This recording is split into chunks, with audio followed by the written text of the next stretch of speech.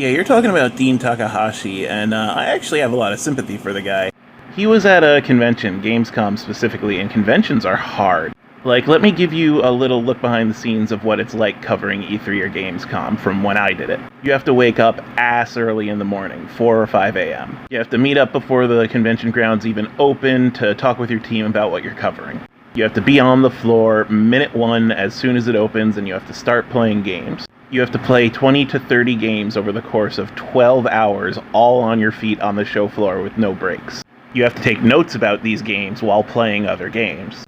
Then when you get home, you have to write about these games, or you have to make videos about them. Somewhere in the middle, you have to find time for breakfast, lunch, and dinner. Usually you end up skipping meals, and then you usually have enough time to sleep for about 4 hours before you have to do it all again. You do this for 3 to 4 days, and by the end of it, you want to kill yourself. That's something that gamers really don't understand. When they play games, they might be the best gamer out there, but they can do it on their own time. Games journalists have to do this under absurd time crunches. And I'll tell you what, I fucked up when I'm that tired. I had to demo Street Fighter V and I forgot what a kick button was. I never forget that when I play on my own time, but I absolutely forgot about it when I was running on sleep debt and no food. There are a lot of videos out there that are like, watch my 4-year-old beat Dean Takahashi at the Cuphead tutorial. But like, that 4-year-old isn't running on sleep debt and no food. That 4-year-old has been forced to stay on their feet for 12 hours at a time. And that 4-year-old isn't struggling to keep in mind all the controls and all the details of all the games they've played. That 4-year-old is focusing on one game. This is what separates games journalists from normal gamers.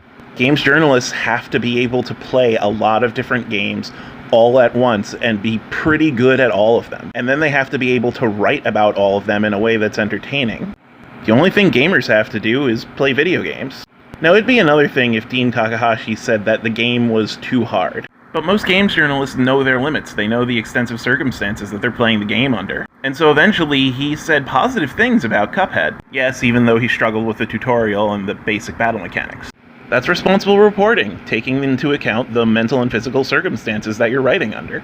But it is impossible to be a 100% pro gamer at every game you play and write about. Over the course of my career, I have written about literally thousands of games. And I'm a small-time writer. Other games journalists have done even more. It's impossible to be the best at every single one.